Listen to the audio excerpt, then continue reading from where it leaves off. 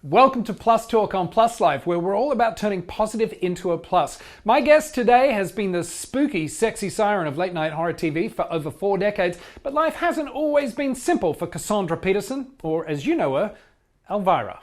Congratulations on the book, yours cruelly, Memoirs of the Mistress of the Dark. Elvira is 40 years old. You are yourself 70 years old.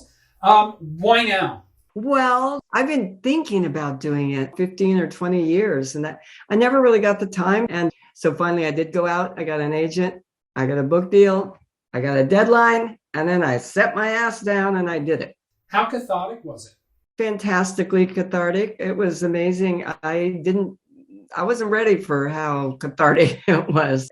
Seeing all these people that played into it and examining my relationship with my mother and my parents and everything. It was kind of heavy. Yeah, but it felt good. It felt good to get it all out. Was there anything that you sort of look at and go, wow, that actually turned out better than I thought it was doing at the time that I was living it? I didn't end up as Elvira just by happenstance. I saw all these little clues, like being burned when I was a child, which I was made fun of and bullied in school and teased. When I saw a horror movie, I identified with the monster. And I thought, wow, this feels like me. Then my mother and my aunt owned a costume shop, and I dressed in costumes all the time. I was a total weirdo.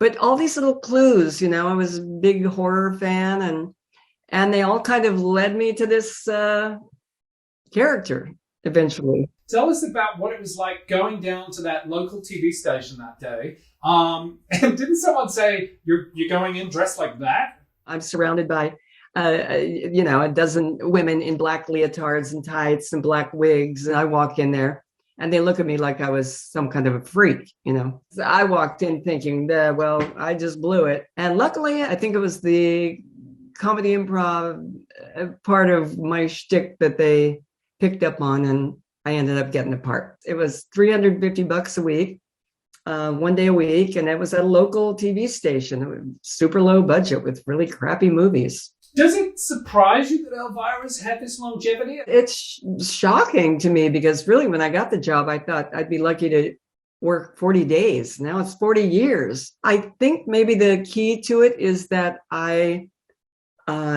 aligned myself with a holiday, a big national holiday, Halloween. And even though you may not see me for 9 months of the year, come fall, I'm back again. Does that make it easier for you to continue to enjoy doing Elvira? I really enjoy it because unlike almost every single character out there in the world, I own my character. And when you see an Elvira pinball machine or Elvira slot machine or whatever I have out there. A Funko Pop.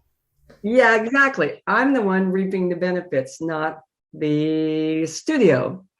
So for me, it's a whole different trip and year-round work on licensing and merchandising. But I do decide what products we put out, how they look, whether it's comic books or my book or an Elvira Vespa. If we go back to 1981, did you own Elvira from the get-go, or was that something you had to negotiate and make happen? I did not own the character, it belonged to the studio. But as time went on, we asked for more money, and they raised it a little bit from $350 to $500. That was before tax, those amounts. I had to do temporary secretary work in the meantime. And finally, we asked them one day, could I do a fan club? And they said yes. And then we asked, could we do T-shirts and merchandise? They said yes. And kept going on like that until one day we discovered we owned all the rights. At what point did you realize, oh, wow, we've hit something? First, people are calling me and asking me to come to their hair salon for a Halloween party, open their liquor store and sign autographs. I was like, this is crazy.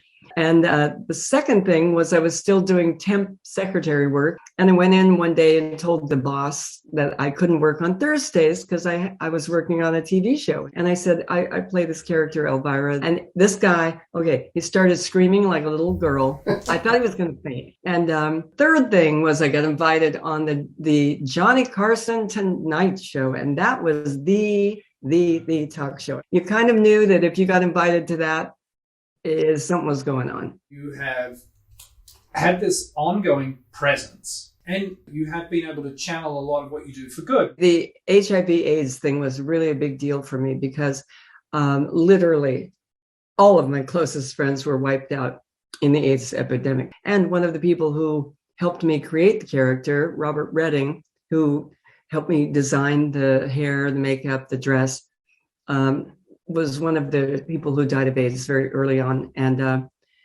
I made it one of my life's goals to do anything I could to bring awareness to AIDS and to, help in any way that I could people with HIV and AIDS. You've also made headlines recently about talking about your relationship with a woman of 19 years. Has it sort of made you take a step back and go, wow, I don't know why I kept that to myself for as long as I did? That was to protect the character. The character is my livelihood. And I was really worried that I'm portraying this big, straight horn dog woman, And when people and my fans find out that she's no longer living the straight life, maybe they'll feel lied to.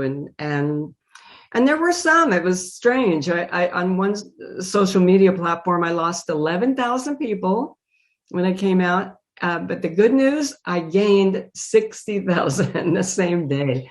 Now that that's out of the way, are you glad that you've done this? And how do you feel? Oh, I'm thrilled. Always kept my private life very, very private. Even when I was married to a guy for 25 years and had a child, I tried to keep them out of the limelight as much as humanly possible, not mention it in interviews, because the people that like Elvira don't want to know that she's at home washing dishes or changing diapers. Elvira is this person and I'm that person. I want to keep them separate. After 40 years, the book is out.